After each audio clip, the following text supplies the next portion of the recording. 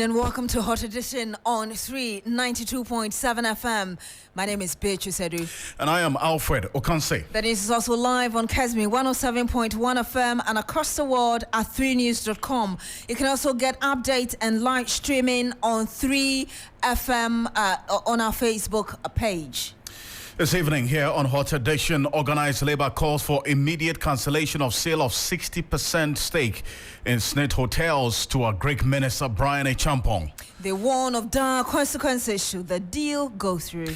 We'll stay on this further this evening. Also, payroll audit in some educational institutions in the northern region reveals several ghost names and unearned salaries running into millions of Ghana cedis. We have details for you from a report by the Office of the Special Prosecutor, which says the exercise has saved the state some 34 million Ghana cedis. Also this evening here on Hot Edition, at least 8 persons shot and wounded at Achim Potrase in the Achim East municipality of the Eastern region following a clash between some community members and the Ochimans task force.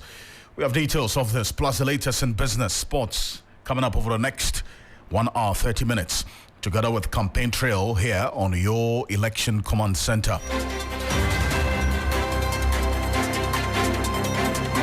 And Grace Hamajimani is here to give us the summaries of the news. Grace, what do you have? Hi, Beatrice, let's get straight into it. The Office of the Special Prosecutor and the Controller and Accountants General's Department have jointly presented a report on an investigation into government payroll administration. The OSP and CAGD observe in the report that the payroll system in the northern region, covering educational institutions and the Ghana Education Service and the Tamale Teaching Hospital, is attended to by an alarming number of unauthorized and inactive validators. The report said most of the management units were found to be validating persons through the use of unauthorized and inactive validators' credentials. It was also observed that transferred and released staff were being validated by their previous management unit, creating the clear danger of unattested active or continuous engagements by the respective institutions. To other stories, some political parties are questioning the competence of the Electoral Commission, EC, after it admitted another error in its provisional voter registration update. At the end of day 11 of the limited registration exercise, the EC figures suggested 459,291 had been registered. However, 11 hours after posting the figures, the EC admitted errors, stating that Greater Accra region was wrongly repeated for Upper East region on the slide on challenged cases earlier published. The political parties are not happy and are questioning the EC's competence in the entire exercise. And before we go, the hearing of the treason felony trial of Fix the Country Movement's convener Oliver Bakavoma will hit another snag after the court adjourned the hearing. Lawyers for Oliver Bakavoma had filed a motion in April challenging the constitutionality of the charges of treason felony leveled against the activists and was hoping for the commencement of the case. But in court on Monday, lawyers for the state represented by Senior State Attorney Denta Yanka indicated that they had filed a response to the motion by Bakavoma today. Asked if they had been served with the documents by the prosecution, lead counsel for the accused person, Dr. Justice Remsai, answered in the negative but waived his right of service and prayed for the case to continue. That's it for the news update. Grace Ajiman, thank you so much. This morning is on 3news.com. Make some time and visit 3news.com here on Hot Edition. We're also live on Kesme 107.1 in Tamale and beyond. We're live on W93.5 in Wa and beyond. And finally, we have Organized Labour speaking about this intended sale of some 60% shares of hotels owned by SNIT, by workers, so you and I. Exactly. To Brian Achampong. Let's go into the details, indeed. And Organized Labour has called on the board of the Social Security and National Insurance Trust, SNIT, to cancel the sale of 60% shares of its stake in some hotels in their Greek, to their Greek Minister Brian Achampong. Now, addressing a news conference in Accra, the Secretary General of the Trades Union Congress, TUC, Dr. Anthony Yauba, said that the sale of the shares is unacceptable. It comes after SNIT, through a press statement, confirmed that it was negotiating with Rock City Hotels owned by the Abetifi MP to take over 60% of its stake in 4 top hotels: Labadi Beach Hotel, La Palm Royal Beach Resort, Elmina Beach Resort, and Ridge Royal Hotel. SNIT had justified the deal, insisting that it was above board and in the best interest of SNIT. This was in response to a petition by Member of Parliament for North Tong Samuel Okujetan-Ablakwa for the Commission on Human Rights and Administrative Justice (SHRAJ) to probe the transaction, citing procurement breaches, conflict of interest, and abuse of power. Well, Organised Labour says the reasons for the proposed sale are untenable. We, the top leadership of Organised Labour, my brother Isaac Bampo Ado and myself, have met with the workers' representatives on the board of trustees of SNIT. The purpose was to receive some briefing on the proposed sale of 60% of SNIT's interest in some hotels. The workers' representatives inform us that they had collectively raised objections to the process and had advised that the process be halted. We find it extremely difficult to understand why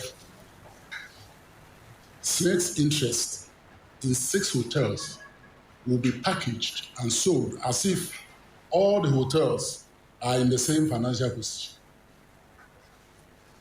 Second, we find it difficult to understand why the original proposal of the sale of SNIT's interest in 6 hotels has now reduced to 4. We hold the view that this renders the whole process null and void. 3, the proposed payment terms. We have observed that the proposed payment terms have varied from the original MOU based on the recommendations of the transaction advisor. We also find it difficult to understand why SNIT's interest in these hotels should be sold to a company owned by a minister of state. We do not think this is right.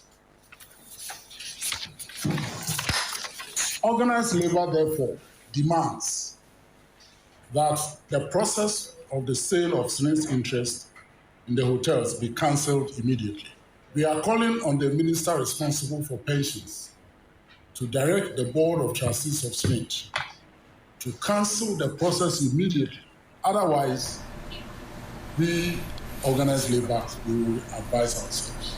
Now, the TEC boss is also saying that an advice by Labour representative on the SNIT board for the sale process to be halted was ignored. Take a listen to him again. Were very clear in their demand that for a number of reasons, the process be halted. But from all indications, it appears the process is going on. And in fact, they are even speeding it up. And we don't think that is right. We do not think that the regulations that guide the sale of state assets were followed. We do not think that the necessary due diligence was done. We cannot imagine that state properties will be sold to a minister of state. For us, it's much of state capture, and that should be stopped, and stopped immediately. And if the Minister for Pensions, who is also Minister for Employment and Labour Relations, fail to stop SNIT, we workers of Ghana, we own the funds. We will stop that process. Well, Labour is calling for an urgent meeting with the President for further deliberations on the matter. You may recall that we asked the President to convene a meeting with leaders of Organised Labour to discuss SNIT, and this is one of it. And our reps on the board of SNIT had intimated that things were going on that require the meeting between President and the leadership. And we didn't want to bring this up in public.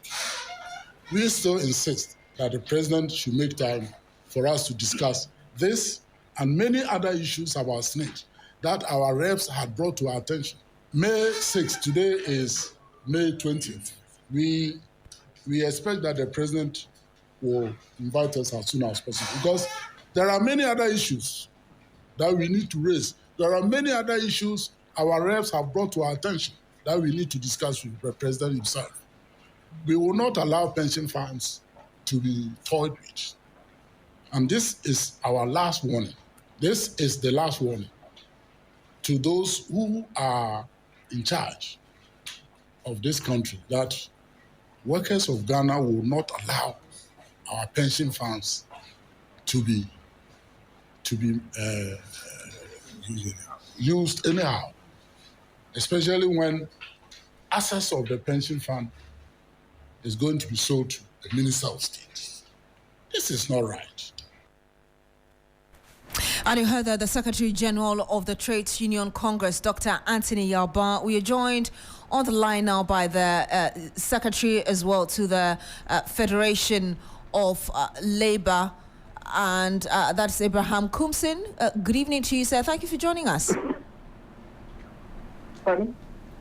Am I speaking? Is Mr. Kumsin on the line with us? Can you hear us? Yes, I am. Thank you very much for joining us. Good evening to you, sir. Good evening. This afternoon when we spoke on the midday news, you were very peeved, as it were. In fact, you said that.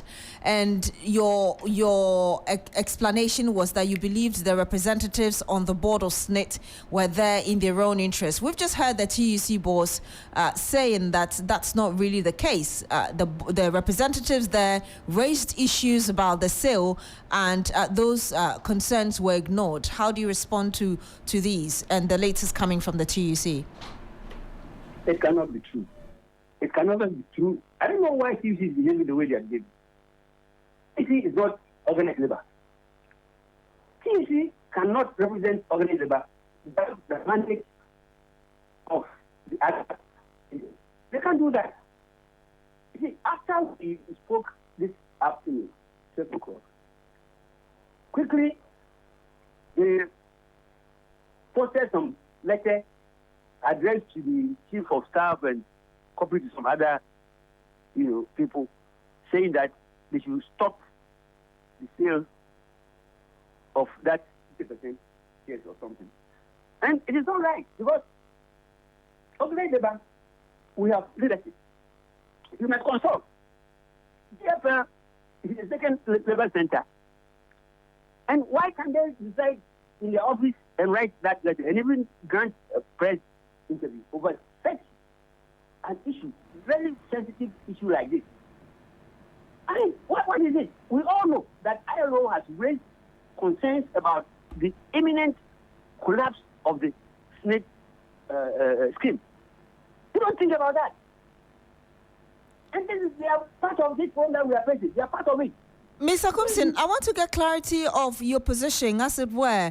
Are you claiming that TUC is lying, that the representatives on the board of SNIT raised objections about the sale? You're saying that didn't happen?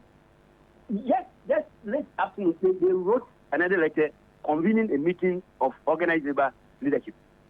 After they have come out with that letter and granting interviews and all that, they just wrote that tomorrow, 11 o'clock, we have to meet at the TUC conference hall to discuss this issue. Why? To decide on what? You have already, written to government. We are not coming to meet with that. To discuss what? You understand what they are doing? They are really undermining the authority of organized labor. That's what they are doing. But this thing out, the letter out to the chief of staff, whoever. Now, tomorrow we are going to meet to discuss what? Again, this afternoon, I'm just referring to what you told us earlier. You said that you had not had any information, even from the representative on the board of SNIT, regarding their position and all of that when the sale issue was being discussed. How do you then, if you did not have information, how do you then tell us that TUC is lying to us, that those on the board rejected that idea? No, we just read. I mean, you just played their statement, something. But they wrote, we got this letter, not even copy, they posted it on our WhatsApp platform as organized labor. And people have even started waiting to say, why do you come out with this letter before arranging a meeting for the leadership tomorrow, 11 o'clock? They have already issued a statement. They have already come out. That is why it is annoying, because these two guys who are representing organized labor, they have not been reporting to anybody. They have not been reporting. So it is strange that they met with them. So you see, it's bad saying that he is the one representing all of us without our mandate. Is that what he's saying? So is that the reason you said TUC itself is part of the problem? Is that why you're saying that? They are the problem. Maybe How? they are aware about it. I How? They have been compromised to behave the way they are behaving. Can you explain how? Is it? Can you explain how you think TUC is part of the problem? No, but organized labor is not TUC.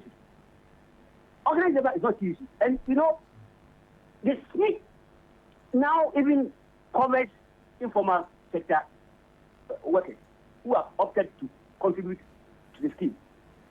So the TUC, you don't sit in your office there and then read a letter that the thing should be stopped, they should hold on, it is null and void. What kind of business is that? Is it the only person who can write English? What is that? It is wrong for them to do what they did. They called Kotak, Bampo, and the two of them met, and they have issued this statement. What did they mean? Well, even we spoke to our lawyers about it. Then they came out with this letter, convening a meeting tomorrow. Otherwise, we're going to take them to court to challenge their mandate. Mr. Compson, just to wrap up our conversation, are you peeved about the TUC coming out because you were not consulted? Because earlier when we spoke, you equally condemned this decision by SNIT. So, you see, not that deep. Why am I not peeved? The SNIT contributed, and it's not TUC members who contribute to the SNIT. The SNIT scheme covers both formal and informal sector workers, both private and public sector workers, not for only TUC workers. What are they doing? So you're honoring the meeting tomorrow? Who are contributing? Are you honoring that invitation to meet tomorrow? Yes. Our people will go. Because they don't go and challenge their mandate. Why they should do what they did. If they are part of it, they should be very careful. Because you cannot sell this the assets of SNIC to politician businessman like this man. What is that? We'll have They're to. destroying the SNIC scheme.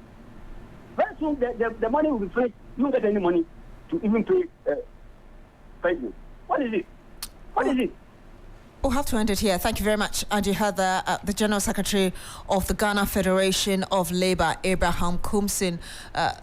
Alfred, obviously unhappy there. Indeed, and this statement or this press conference by the TUC and other labor unions is coming on the back of the SNIT's explanation that the decision to sell a 60% stake in its hotels to Rock City Hotel, owned by Brian Champon, the Minister for Food and Agriculture, is actually the best deal that they had on the table. Now, SNIT's response comes after the Northtown Member of Parliament, Blackwell, petitioned the Commission on Human Rights and Administrative Justice, SHRAJ, to investigate and stop the sale of 6 hotels, including Labadi Beach Hotel, La Palm Royal Beach Hotel, Elmina Beach Hotel, Ridge Royal Hotel, Buzia Beach Hotel, and the Trust Lodge Hotel, to Brian Champon, the Abetifi Member of Parliament and the current Minister for Agric in this country. Now, Mr. Blackwell's petition to SHRAJ seeks an investigation into various allegations, including conflict of interest, abuse of power, lack of due process, procurement breaches, cronyism, and corruption. Now, it's quite interesting because if you look at the responses that SNIT gives in the statement that they issued earlier, they say that the decision to partner with an investor is to raise capital to invest in their hotels and also assist in their management. Started as far back as 2018 through International Competitive Tendering, that's ICT process, as prescribed by the Public Procurement Authority Act. Now, question is that to say that as they spread their tentacles internationally, they didn't find any other investor than Rock City Hotels, owned by Brian Achampong, to put their money into this, to take up 60% of the ownership of these hotels. That's one fundamental question that they did not answer. They didn't give full details of how the international competitive tendering process ended. That's one side. The other bit is also SNIT stating that if the process started as far back as 2018, after it had employed a transaction advisor to guide the selection of a strategic investor, amongst others. Question is, between 2018 and now, have they been updating you and I, our representatives? That's the labor, representatives of labor on the SNIT board. Because if it is indeed the case that this process started as far back as 2018, then labor cannot put up the position that they are just hearing this for the first time. Unless SNIT went and started this process without the approval of the board. I mean, 2018, because that's how many years labor now? is represented on the board of SNIT. Right, and I want to put this question to Austin Game, who's a respected labor expert globally. He's joining us on the telephone. So Game, I appreciate your time. Thank you very much for joining us here on Hot Edition. We've just heard labor address the press indicating that they're also against this deal to sell 60% of the shares of SNIT Hotels to Brian Achampong. But SNIT, in their statement earlier today, indicated that this process started as far back as 2018. Would I be right to question labor for not even coming out to tell its members all of this if they did know about it, because they are represented on the board of SNIT? Yeah, it will sound strange if it comes out that this was discussed at board meetings since 2018, because they have, like you rightly said, representatives not less than 4 on the SNIT board, and it's expected that the outcome of their SNIT meetings, once it's properly concluded, they will have to report back to organized labor working committee or the entire committee for them to be updated concerning investments that are being made for and on behalf of the people. So it sounds strange and quite confusing. I see. So, but beyond this press statement today, what would you expect of organized labor? I mean, yes, they have indicated they are against this and so on, and they raised questions about due diligence and so on. But beyond this, what else should they be seen to be doing? As the Secretary General himself stated clearly, SNIT is only holding the money in trust for the original owners of the money. And the original owners of the money are the contributors, the working people. Now, employers and all those who are employers, they deduct monies from the pay of the people. They are statutorily required to add that which should have gone to the worker, and that worker will decide to place the money wherever they want to place it. But statutorily, it has been agreed that we should put it into one common insurance pool, which is the SNIT, so that it can yield more dividend for future pensions. And therefore, the money belongs to the workers. It does not belong to the employer. It does not belong to government. Government today, government tomorrow. It does not belong to them. Therefore, I am in concert if now the understanding is dawning on them and all of us, then organized labor should appreciate the fact that they are there for and on behalf of we, the contributors, on the board. Government should rather be a representative there as government with a certain responsibility. But the chairmanship of SNIT board can no longer be in the hands of government. The other members of the SNIT board who are appointed by the president will have to stop there, because the owners of the money must have the say that matters to them. And so that should be a major lesson to organized labor, and they should assert themselves going forward.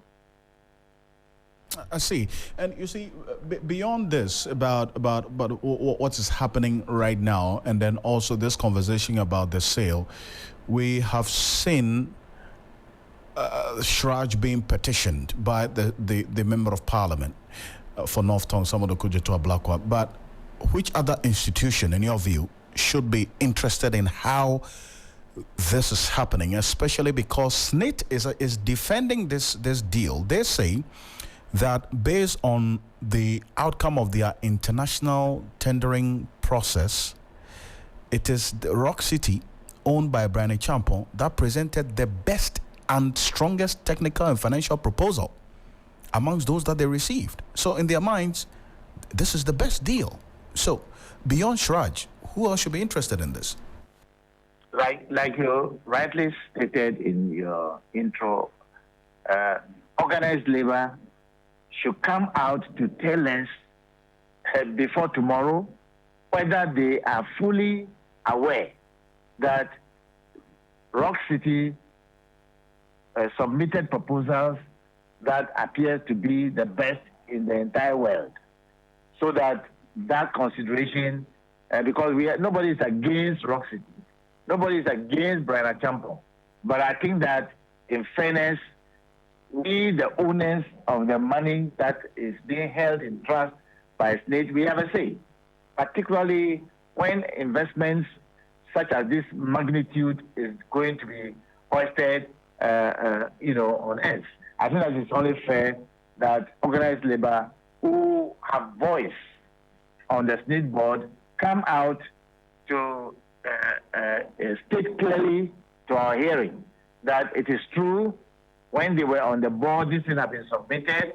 If not, apart from Shraj, Parliament, maybe because of the normal parochial partisan consideration, in the absence of that, if they will genuinely be impartial and as honorable members of Parliament, then they themselves too must be seized with it, especially maybe the Public Accounts Committee, at least, should be seized with it, so that they will be a lot more balanced because of its composition. The only committee that has a certain balance and can do genuine work there in that house is the Public Accounts Committee. So it may not be the entire special committee or anything, but Public Accounts Committee because of the level of its composition and impartiality. So I think if Shraj would do it, which I don't have any reason to doubt them, fine. In the absence of that, we should also equally petition the Speaker of Parliament that we want the Public Accounts Committee in particular to take a look at this particular case as well. Mr. Game, Beatrice here. I just want to take you through some of the pointers from that statement from SNIT.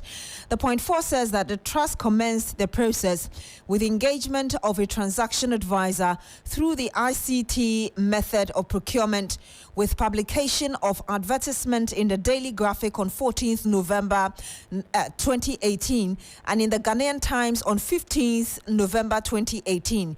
The advertisement was also published in an international magazine, The Economist, in its January 5 to 11, 2019 edition.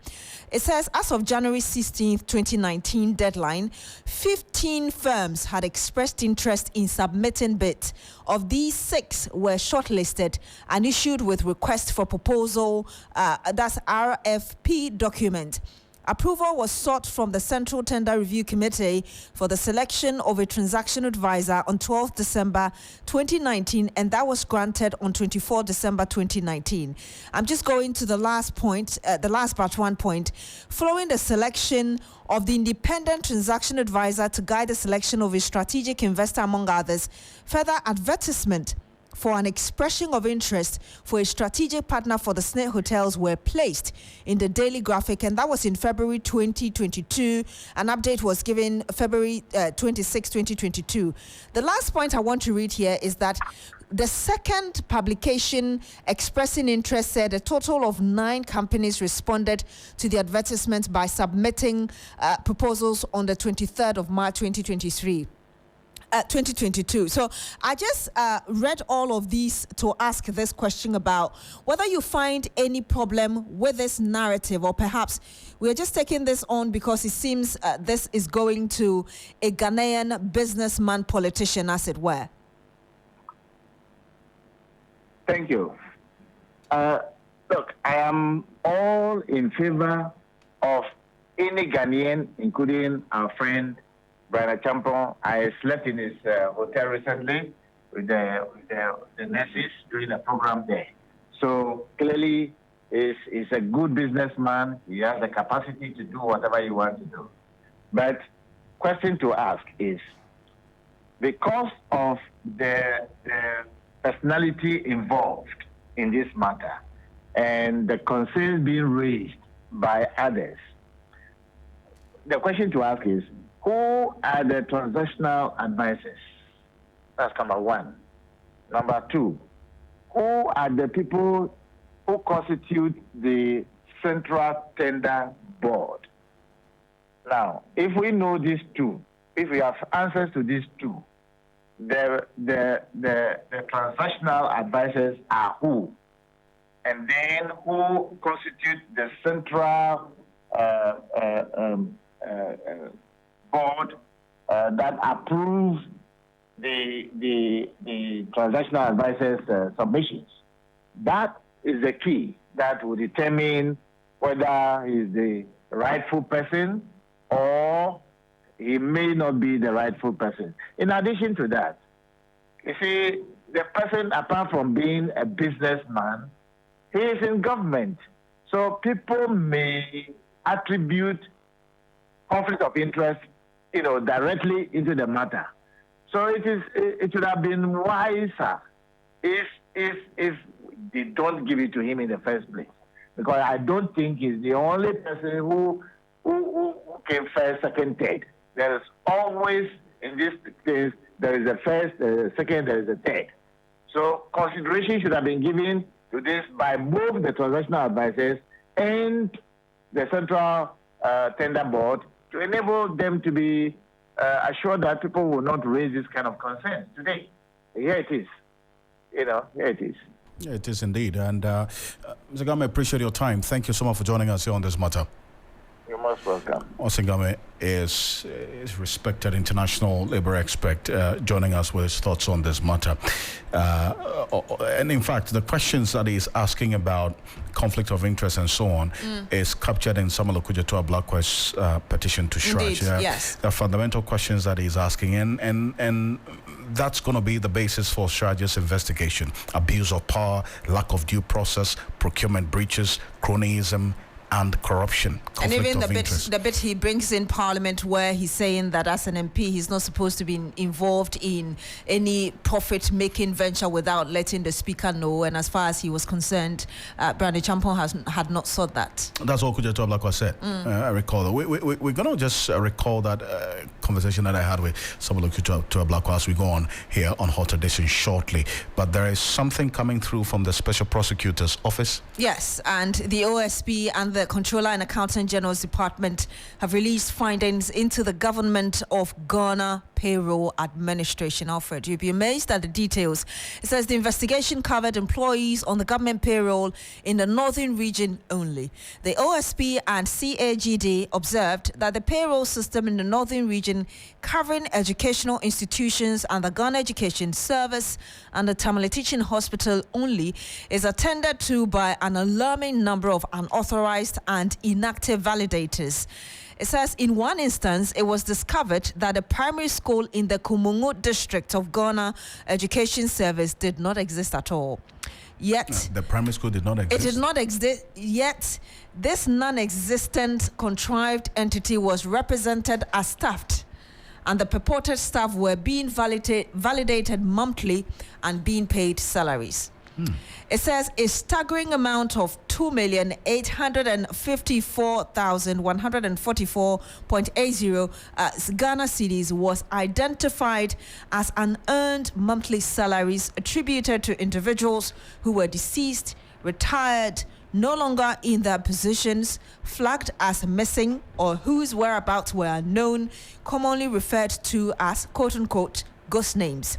By blocking these payments and removing the correspondent individuals from the government payroll, the Republic saved 34 million Ghana cedis for the 2024 fiscal year. Additionally, ongoing savings are expected for subsequent years, along with potential upward pay adjustments, thanks to the detection of these unearned salaries facilitated by the joint investigation of the OSP. Now, Alfred, if you read that 5-page document released by the OSP, it tells you that these payments were facilitated by managers in these institutions. In some schools, they were facilitated by head teachers. There you have it. I see, but in this particular case of the Kumbungu district, where you talk about this school, the non-existent school, and there's a district education office there of the GES. You'd want to also be asking them questions as to their oversight responsibility. I mean, because they have records of all the schools within the district. So if we're asking questions, maybe the answer should be sought from the district director of education in Kumbungu district. Don't forget that the OSP said that it's together with the Controller and Accountant General, they are working towards getting the individuals behind these payments. So hopefully they will be fished out. Indeed. And how long this non-existent school has been there on the payroll is also another question as to how long these ghost teachers in a ghost school have been drawing salaries from all of us. Because we're the ones who are paying these people, right? And this is almost 3 million. Yes, 2.8 plus. Almost 3 million Ghana cedis. Anyway, but as to how the ghosts keep repeating themselves every year. Look, since you and I started journalism, we're talking about ghost names. Every year, they sponge ghost names from the public payroll every year. And they are in thousands. And simple accounting processes will tell you that if you follow the money, you will know exactly what the paper trail tells you. So it cannot be the case that these ghost names will be happening every year without sanctioning from the top. Let me just quote a bit for you. It says, and that's on one of the pages, one of the pointers from that statement from the OSP. It says over 1,000, exactly 1,265 represented on the government of Ghana payroll, flagged as high risk of suspected corruption and corruption-related activities. And mind you, this is only in the northern region. Out of 16. I fear what would happen in the other One out regions. of 16 regions. But let's go on to the telephone, Beatrice, and have Adam Senano, who's the co-chair of the Citizens Movement Against Corruption. Joining us. Senano, good evening. Thank you very much for joining us here on Hot Edition. And thank you. I'm just going to give you pointers, Mr. Senano, to other aspects of this report as captured by Beatrice earlier. The OSP and the Controller and Accountant General observed that the payroll system in the northern region, covering just the educational institutions under the GES and the Tamale Teaching Hospital only, is attended to by alarming number of unauthorized and inactive validators. In one instance, it was discovered that a primary school in the Kumbungu district of the Ghana Education Service did not even exist at all.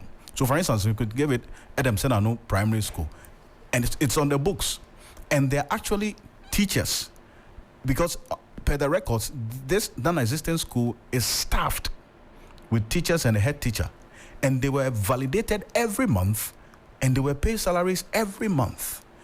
Amazing. It can only happen in this republic. This is it. I don't want to say amazing or incredulous. I think the best part is if you said we're being validated monthly. Every month. Every month. So somebody has some desk somewhere and they are signing and validating and collecting money. Absolutely. And this is, according to the Special Prosecutor's report, this action of identifying this has saved the state almost 3 million Ghana cedis. So you can imagine, this is just a northern region. What's happening in the other region? I mean, what does this tell you? I mean, just this aspect we're just giving to you. I mean, it tells us that our monitoring and supervisory systems have been infiltrated and taken over by charlatans. I mean, because ideally the whole idea of validation is to make sure that people are actually at post and working. So if the one who is validating himself is part of the plot, it tells you that this is probably even more widespread, and we need to see what's happening in the other regions. I mean, what would really be of use is if eventually some people are prosecuted and jailed, because it looks like the impunity is continuing at all levels of our governance system. It really, it's a bit worrying, probably to say the least, and wondering why you believe, you just said that the impunity has been ongoing for a long time, but I'm just wondering why really we've had this case. So we've had this case because the monitoring and supervisory systems have collapsed. If the ones supposed to be validated are themselves, those who are supposed to do the validation, if they themselves are being cross-checked randomly, the system will work. So you need levels of validation, but so to speak, checks and balances. It means that at some levels, nobody is supervising and cross-checking. So they realize that, well, nobody's going to come and check us, so we can do what we like. Our systems have broken down. Otherwise, people will not, with such impunity, create primary schools, have names, validate them monthly, and collect the money. At this stage, with this revelation coming up, what do you expect, really? This is in the educational sector. Yes, the OSP has indicated that it will be spread to MMDCs and other MMDAs and other areas as well, and also will spread to the other 16 regions of the country. This is just one out of 16. Well, the education sector is supposed to have, I've forgotten the term they use for those officers who go around checking on schools, etc. What it means is that one needs to haul in those who are responsible for the field supervision, and they should all be listed and to face the rigors of the law. One needs to drill down to find out who it is who actually created the school, who is it who's been validating, who is it who is supposed to be supervising, and all of them must face the full rigors of the law. This is the kind of thing that you ought to have published in the papers and on news, so that then it begins to send a certain message. If we don't deal with it robustly, others will continue to do the same. How difficult is it to really put in a robust monitoring system, really? It's not difficult. I think what really matters is that at the top of the system, you need people who are very strong integrity and values. Typically, it starts from the top. So if at the top you have someone with high sense of honesty, integrity, and is going to check the system, it will drill down, it will trickle down to the lower levels. Because that person is going to make sure there are random checks, random swoops, and people who are found are punished. But if right from the top you don't have people who are, first of all, the competency to understand how such a monitoring system should work, the integrity to make sure people who are found to be dishonest are immediately sanctioned, then the system collapses. This seems to me like it's beyond, it's not just a regional issue. This is across the country. Is it that nationally as well, we haven't had a commitment, as it were, to ensure that we deal with this? Because it doesn't look like it's just regional, like I just said, from the very national top to the bottom in the district or the village. Well, yes, as a people, we don't seem to want to sanction people. We seem to quickly find reasons why our friends and family should not be sanctioned. We'll just let them go, kind of thing. Rather than take the very strong ethical view that, look, my friend or my family has done something wrong, we will ensure that that person faces the full rigor of the law. And if we need to support the person to be reformed, we'll do that so that society is better. I think it is something that is a subculture we all need to introspect and possibly look at what do we do to change that kind of system. Because it's right from the national level. Somebody's done something wrong. We can all see it. We say investigate, and we say there's nothing to investigate, or we can't find something to investigate. I mean, it tells you that we just are not committed and serious about this fight against corruption and things that are wrong. We just are not committed. There's a question from Nicholas Sinatera who is asking, please, my question is that how did these people get account numbers to access these monies? Because in Ghana, one must have Ghana card before you can own a bank account. I thought that since we started digitalization, is in 2019 when we started having the Ghana card, we should have been able to deal with this. But it looks like it's gone on until the OSP found it to January 2024. No, I mean, your assumption is just one or two people. It could be a collective thing. We have about 20 people who have constituted themselves into a primary school. They know they're not working. We've all agreed. We have our leaders who will come and validate, and we share the money. We will go and do our businesses and farms. We'll give 30% to whoever is running the system. I mean, there will be a system in place. So there's likely people who actually have some Ghana cards also involved. I'm sure when OSP drills down to the bottom, we'll get those facts. Well, Mr. I appreciate your time. Thank you. Thank you so much. Demsan is a coach of the Citizens Movement Against Corruption, and a number of you commenting on Facebook at 3FM927 on Facebook, expressing the same surprise that we are expressing. We'll come to your comments shortly at 3FM927 on Facebook and on X. And what we're learning right now is that at least 8 persons shot and wounded at Achim Potrasi in the East Achim municipality of the Eastern region following a clash between some community members and the Ochiman Task Force. Our Eastern regional correspondent Yvonne Nikwe is joining us on the telephone for a quick update on this rather unfortunate incident. Yvonne, appreciate your time. What more do we know about this incident that happened earlier today? Well, Alfred, like you've just mentioned, we do know that several number of persons are currently at the Kebbi government hospital, making sure that they receive treatment from gunshot wounds they received as a result of the clash between the Ottoman Task Force and the miners in the Achim Potrasi area. Now, I spoke to the chief of Achim Potrasi a while ago. From indication, he says that the Ottoman Task Force was in the community to do findings about water bodies in the area that has been destroyed.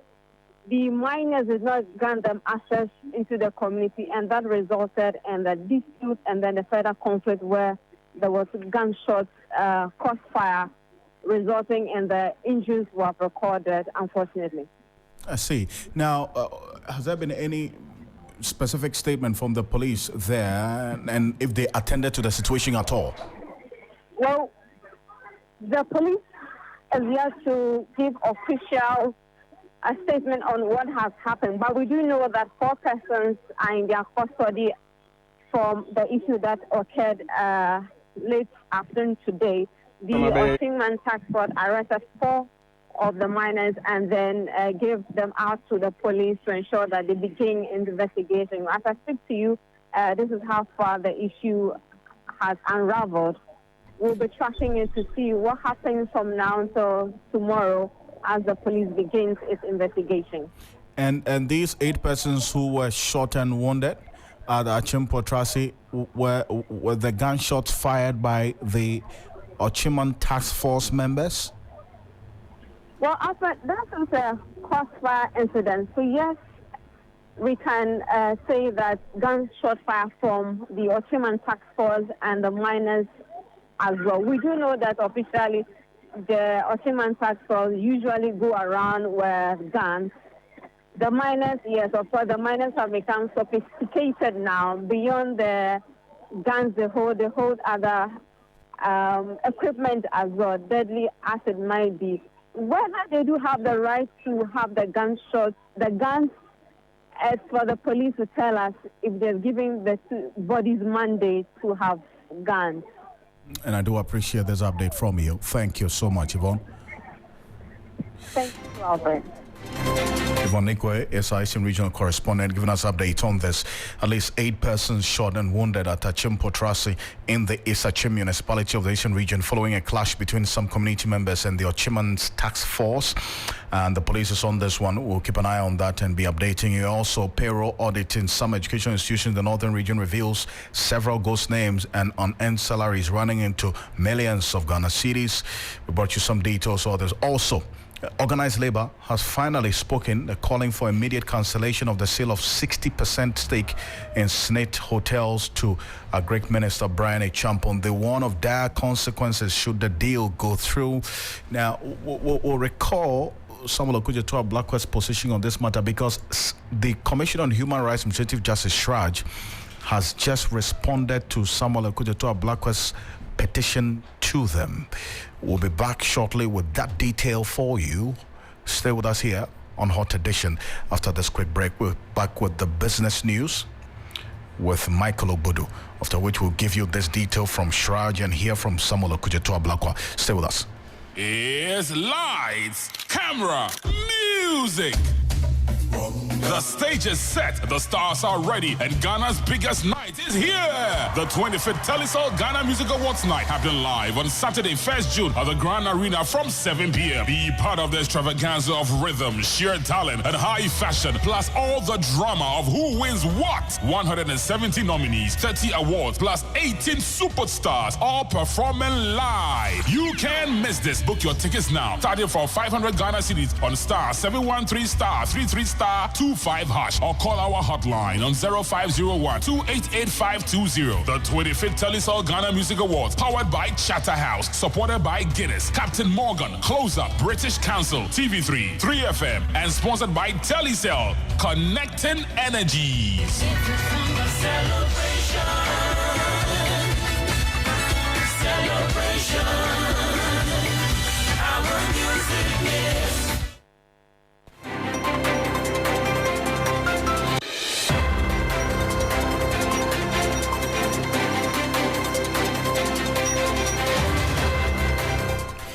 Hello there, good evening. Welcome to the business segment here on Hot Edition. Coming up tonight, Economist says Ghana misses opportunity to earn more forex following cedi depreciation due to lack of deliberate strategies in place to increase its exports. I am Michael Obudu. I'll bring you details of our top stories and more shortly. Please stay.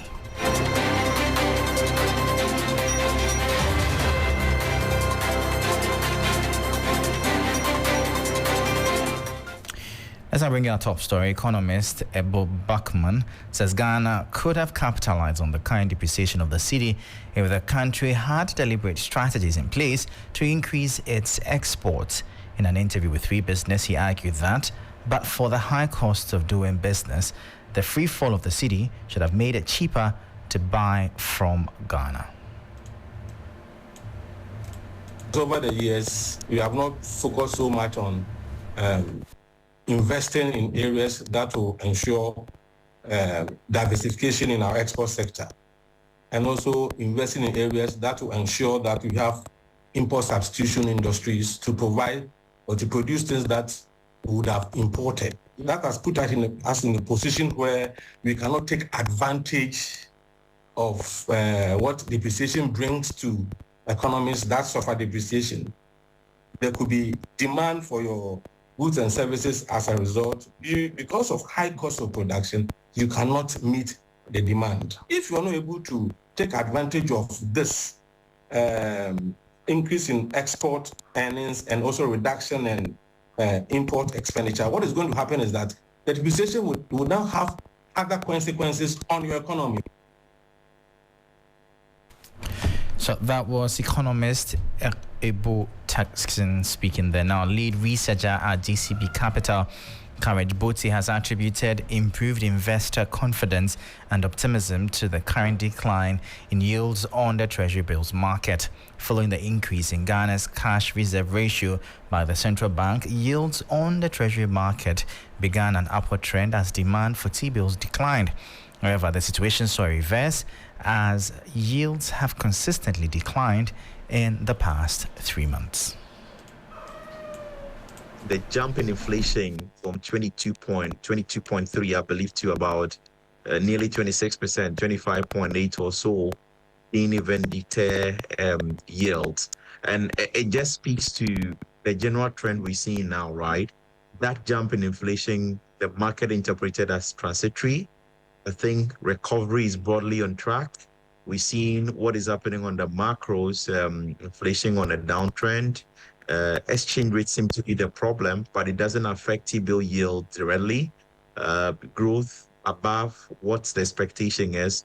Reserve accumulation is ahead of target, and we've seen most of the quantitative indicators of performance under the program broadly on track or ahead of target, really.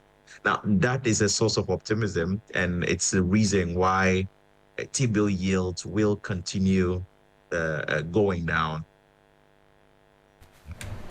So that was economist and research lead at GCB Capital, Courage Boti. President of the Institute of Internal Auditors, Ghana, Joseph Dakora, has underscored the importance of internal auditors in ensuring efficient utilization of resources in private organizations. Recent economic challenges have contributed to high business costs, affecting profitability for most firms. However, he believes internal auditors could help firms cut operational costs to mitigate the rising cost of doing business in the country. Internal auditors in private organizations also review compliance levels of those organizations by way of providing assurance services. If they do so, and those organizations are reneging on their tax obligations, it is incumbent on the internal auditors to ensure that their organizations are tax compliant. If it comes to resource utilization, if the internal auditors provide advice that contributes to the efficient utilization of resources, these organizations will be more successful. So I don't see the role of internal auditors being limited to just the public sector organizations. But if internal auditors are ensuring compliance with tax laws and regulations, it then means that Ghana stands to gain. But as I said, I don't want to look at it just only from revenue mobilization. I want to look at it from revenue mobilization as well as resource utilization as well. To hear the voice of President of the Institute of Internal Auditors, Ghana, Joseph Dakora, bringing an end to the business news on Hot Edition. For more business stories, please check out our website. It's 3news.com/business. I am Michael Obodu. Thank you for listening. As always, please stay safe. Up next is Sports, and Bill is on standby.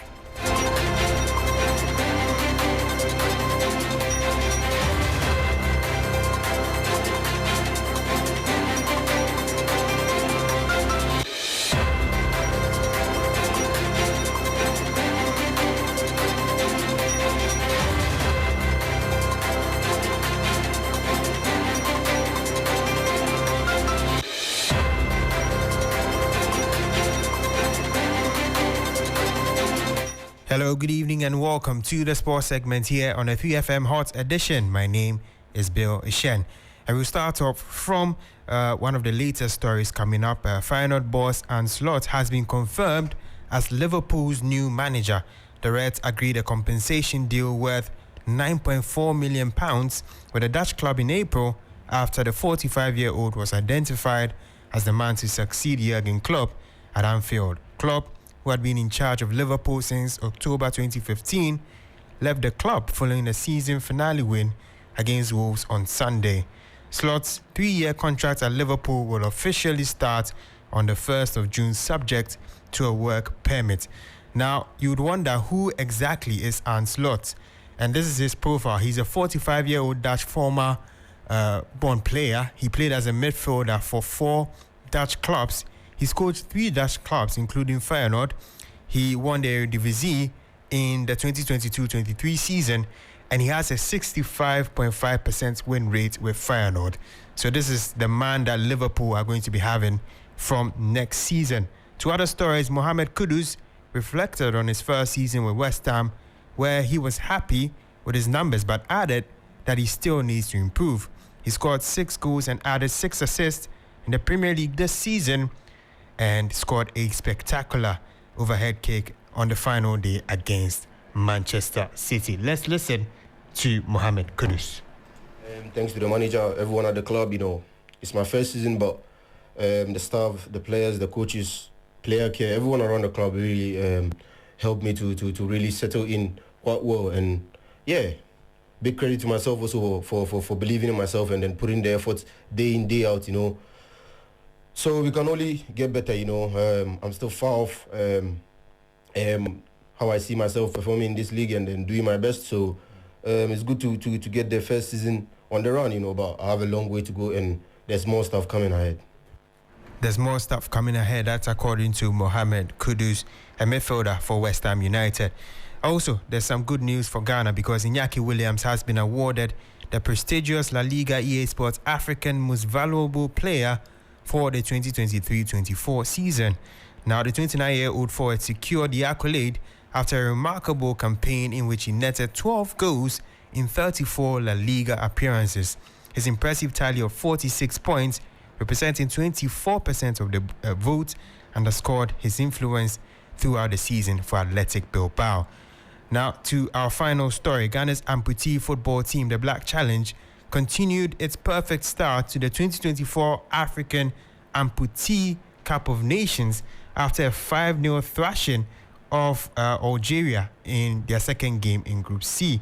The team had managed to beat Gambia 4-0 barely 24 hours after touching down in Cairo for the tournament. Coach of the side, Stephen Richard Obeng, has been very, very excited with the team's start despite landing in Cairo very, very late, under 24 hours to their first game.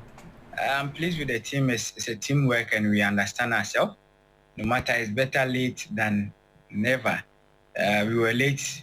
We were the last team to be here in Cairo, but we didn't let that deter us or destroy the morale we are coming in with the game.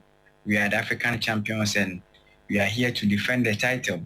So nothing, at least the fact that we are here, we put every challenge we went through before coming behind us and focus on why we are here, to represent Mother Ghana and to represent it very well on a higher stage. This is a World Cup qualifiers. 2022 we were disqualified. So this time around we are here to make sure we go all out, win and qualify the team to the next World Cup in 2026. Now, Coach Richard Obeng added that he expects the team to comfortably win their final group game against Kenya and possibly win the tournament for the second consecutive edition.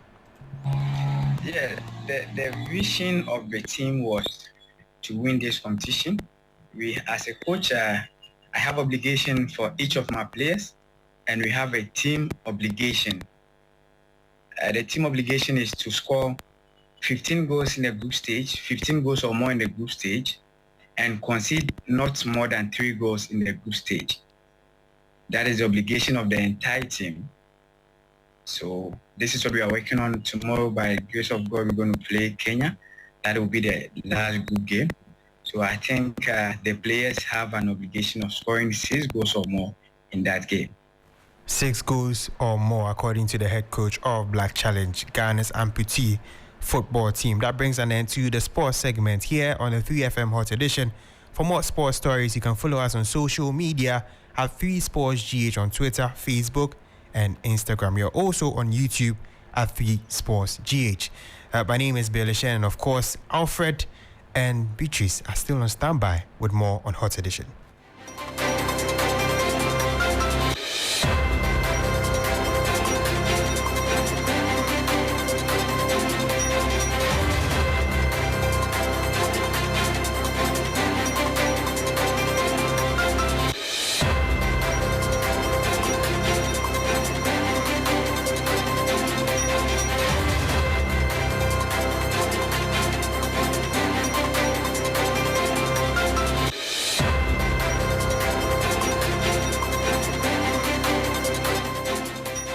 Thank you very much, Billy Shan, for bringing us sports on Hot Edition. You're still here on Hot Edition. We'll be going into campaign trail very shortly, but ahead of that, the Ghana Publishers Association has warned that the prices of textbooks will increase by up to 40% in June. However, our checks at some printing presses and bookshops indicate that the supposed increment has already taken effect. A report by Safo Abuahini. The imposition of VAT on imported books as well as government policies are some of the reasons given by the Ghana Publishers Association for their decision to increase the prices of textbooks by June. This means the cost of education will eventually go up as the prices of learning materials continue to spiral. The owner of Mama's Bookshop, popularly known at Mokola in Accra, has been in the business for over 30 years. She tells us the price of textbooks goes almost up every other week. Me too way me ton books 32 years near. Now this year they send you 2 books with me who be that. Publisher will fee 150 or the 200 is too much. First me they say 10,000 coffee books be 50 copies and then 10,000 for 20 copies.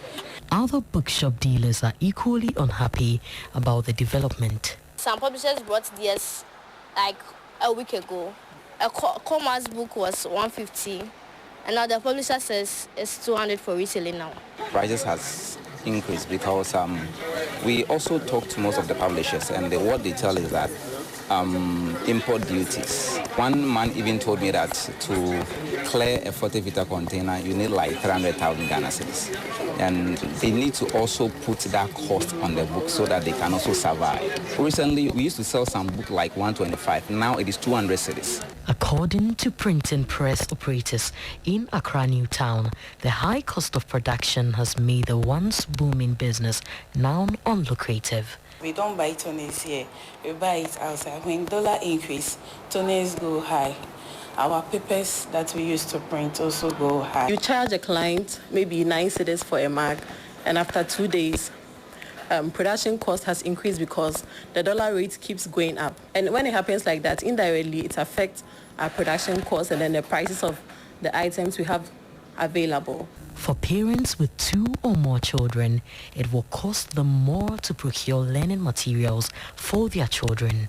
Not all of us can afford to buy some of the books. We are crying about things going on because some of us, we have 3, 2, 1.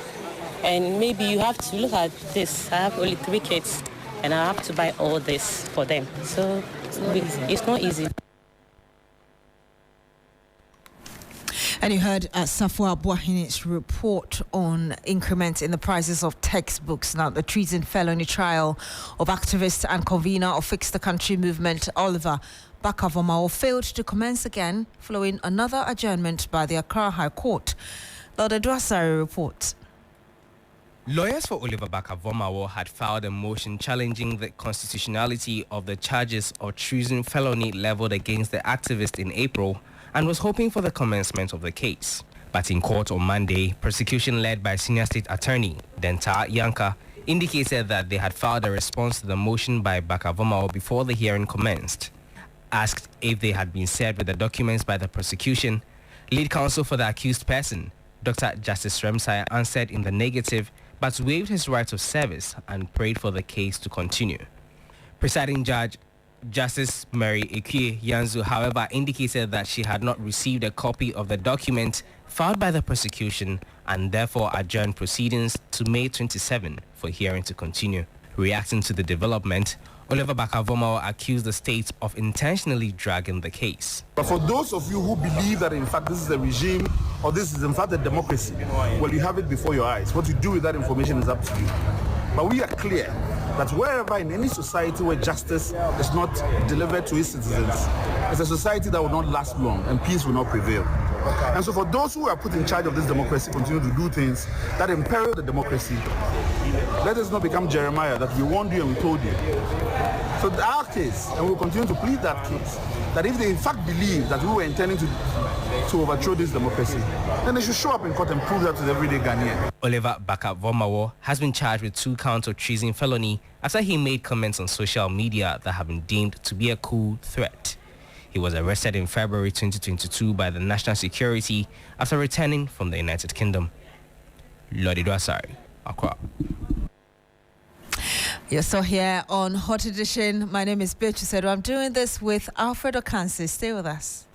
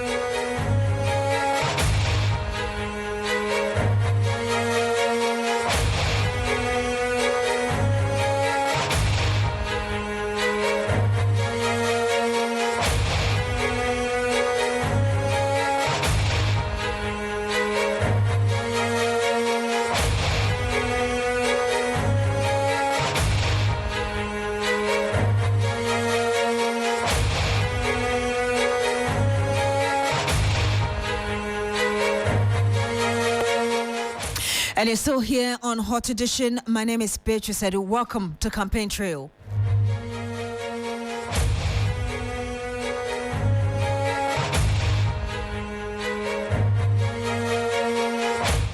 And on Campaign Trail tonight, the Minority Caucus is sounding the alarm on an alleged illegal recruitment being secretly done into the security services by the government. Minority Leader Dr. Kaisel Atoforsin at a news conference alleged that all NPP parliamentary candidates have been given 30 slots each to pick NPP supporters and foot soldiers to pack the security services, including the police and the army. Let me state that when the Honorable Ambrose Derry, the former Interior Minister, sought to counter our press conference by stating that the recruits had gone through the procedure, I mean, he wasn't being truthful, because at the time it was evident that no advertisements had been made as is required by the service regulations of all the security agencies, including the armed forces. So that point was well made. Fast forward to 2024, how many years is it now? We're talking about 2019. So if you argue that you are clearing a backlog, let me tell you something. When an advert is made for recruitment, age is very important. And so if it's the argument that they are clearing a backlog, what do you think would be the ages of those who applied in 2019? They'll be disqualified by now. You see, because if you exceed 25, I mean, it's over for you. You can't be recruited into the police or any of the security services of our country. Your medical conditions must have changed. So that argument is wholly untenable. And so, like the leader said, this is an opportunity for them to recruit their party thugs and hooligans into the security services. And the aim is to deploy those thugs who will now be masked as police officers, immigration officers, and soldiers to help them rig the 2024 elections. And that is what the leader hinted, that we shall guard against any attempt to rig the elections with those they are attempting to recruit. In any case, we're saying that the process must be halted now and adverts made so that Ghanaians who are qualified, right, can be recruited on the basis of merit and not nepotism and partisan consideration. Notwithstanding the fact that the minority raised serious concerns about the criteria adopted by the NPP government to recruit personnel into the security services, it has persisted in taking additional steps in the last few days that we have seen. The NDC minority can authoritatively state that not long ago, the NPP government again has illegally and fraudulently given out 30 slots to all NPP parliamentary candidates across the country for the recruitment into the security services, namely Ghana Police Service, 2, the Immigration Service, 3, the Fire Service, 4, the Ghana Army, 5, the Ghana Navy, and 6, the Ghana Air Force. 30 slots to each parliamentary candidate of the NPP.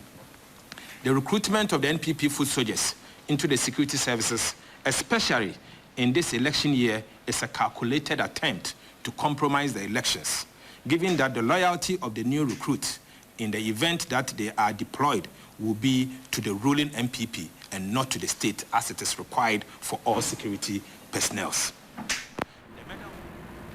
And you heard the ranking member on the Defense and Interior Committee of Parliament, James Gaga, as well as the Minority Leader, Dr. Kaisel Atoforsin, making allegations against the government that it has already given some target to parliamentary candidates to recruit party foot soldiers into security agencies to compromise the elections. Komla Kluche covered this press conference for us. He joins us live on the line. Komla, I know the Parliament is on recess after it was recalled for that emergency meeting. It's gone on recess until resumption on the late already proposed. But are you able to tell us whether there has been any immediate response from the side of the majority? No, not at all. We've reached out to the majority side who have declined commentary on the matter, but except to say that, I mean, they feel that the contact we spoke to in the majority says it doesn't make sense. There are some others who also say, well, if they are given a slot, what's the big deal with it? It's not the first time, because if you look at it, most of the MPs, both NDC MPs, have in the past requested for slots into the security services, and so what's the big deal?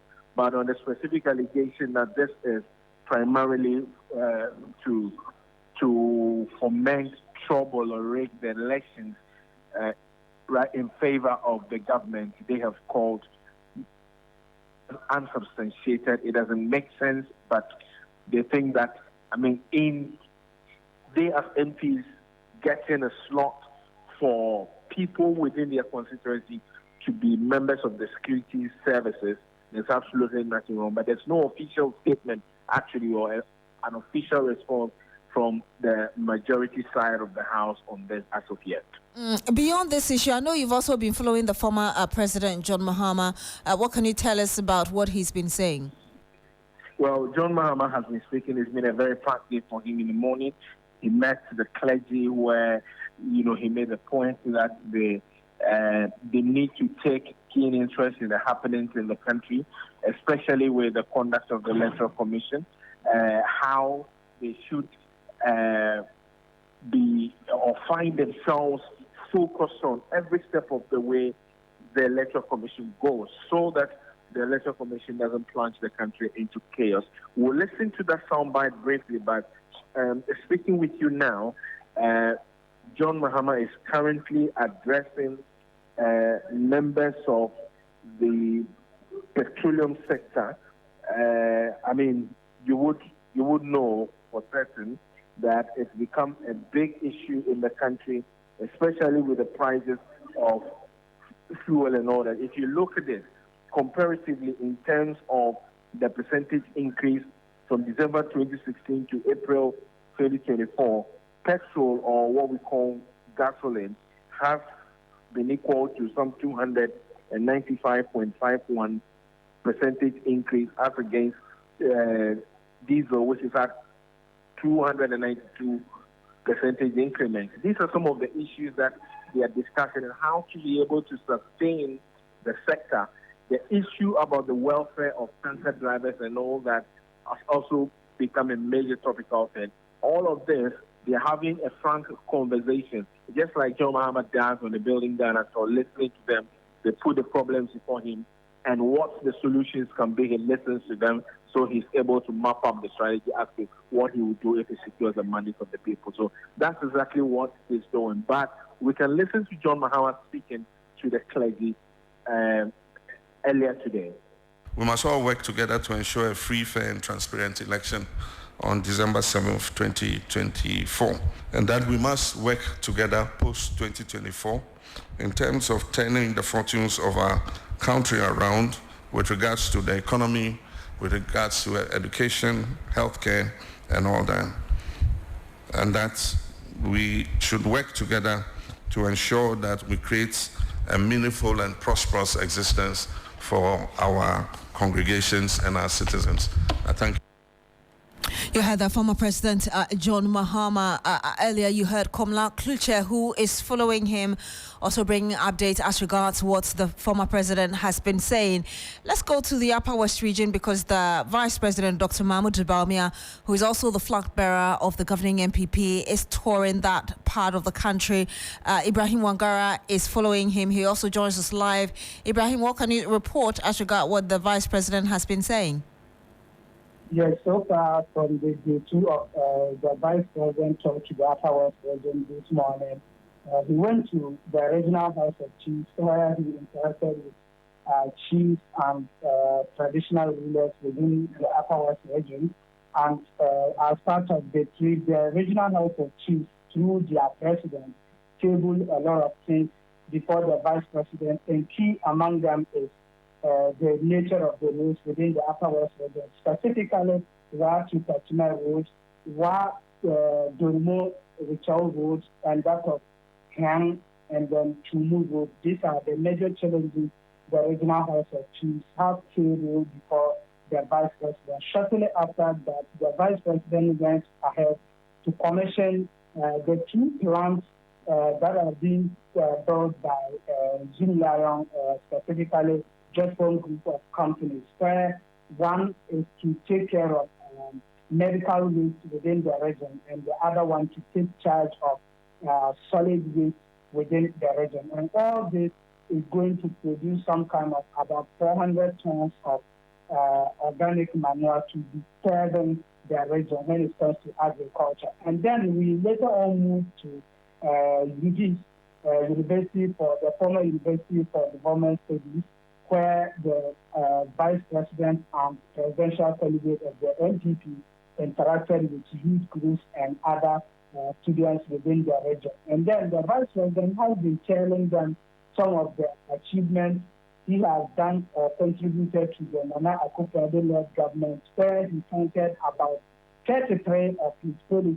Key among them too is the Ghana card, the drone system that they have introduced, and then the free senior high school policy, of which he touted their achievements when it comes to academic activities within the country at large. Vice President made it clear that back at 2016, you could count about 100 boys, where there are always 6 to 8 girls. But since 2017, after the free senior high school policy has been introduced, now, that is just last year, 2023, if you could have 100 boys, then be rest assured that 106 girls are also enrolled into the school. And then he made the case that this has made the housemaid activities, particularly in Accra, very specific, because now the young girls that were supposed to be serving at the middle class as housemaids are now scared because their parents have enrolled all of them to almost senior high school, particularly those that are within that category. So that has been the trend of activities. And then the Vice President was supposed to interact or visit the One magazine, but because of the rain, he couldn't do all this, and then the journey or the visit was disrupted by the rain. So as I speak with you, we have passed with the Vice President, and within no time, he's expected to be with you in Accra there. Thank you very much, Ibrahim Wangara, there reporting live from the Upper West region where the Vice President has been touring. Alfred? Yes, indeed. So live here on your Election Command Center campaign trail right there. Before we go, we have some information on the Samuel Okudzeto Ablakwa petition to Shraj over the intended sale of some 60% of the ownership of hotels run by the Social Security and National Insurance Trust SNET to Agric Minister Brian Champong. Shraj has officially recognized the petition submitted by Samuel Okudzeto Ablakwa, Member of Parliament for the North-Tons constituency, concerning the sale of these 6 hotels by SNET to Agric Minister Brian Champong. Shraj has assured Ablakwa that it will thoroughly review his petition and provide a response in due course. It added that the acknowledgement signifies the commencement of the investigation process into the allegations raised by Samuel Okudzeto Ablakwa regarding the sale of the hotels. Now, let me just read the statement as we have it, signed by Daniel Afechi, Principal Registrar of the Commission on Human Rights Restorative Justice, Shraj. It says, petition against the SNET and Honorable Brian Champong on the sale and prospective purchase of SNET's 60% stake in its hotel investment. I write, quote, in acknowledgement of your complaint brought before the Commission dated 16th May 2024, and to respectfully inform you that the Commission will revert to you in due course. That's just what it says, and then signed out. So that's what we do know right now. This is coming on the back of the petition lodged by North-Tong Member of Parliament Samuel Okudzeto Ablakwa with Shraj to investigate the processes surrounding the sale of these 6 hotels we're talking about now: Labadi Beach Hotel, La Palm Royal Beach Hotel, and Elmina Beach Resort, Rage Royal Hotel, Buzia Beach Resort, and the Trust Lodge Hotel. What we're learning from SNIT's own statement is that the bids for the Buzia Beach Resort did not meet expectations. So that is off the list right now. That's in the SNIT statement, right? Yes. I see. So they're also clarifying that the bids were successful for only 4 hotels and not the entire 6 as claimed by the MP. But then again, the fundamental question that Samuel Okudzeto Ablakwa is asking, amongst others, is for Shraj to investigate conflict of interest, abuse of power, lack of due process, procurement breaches, cronyism, and corruption. Those are the areas that the Shraj investigation is expected to look into. We're following this quite closely. And we'll definitely be updating you, our listeners, on 3FM 92.7 and also on Facebook at 3FM 927. Thank you so much for staying with us here on Hot Edition. Join me and the rest of the team at 10 p.m. on TV3 for Ghana Tonight. We're talking about more of this matter and others. My name is Alfred Ocansey. My name is Beatrice. Thank you so much for joining us today. Enjoy the rest of our programs.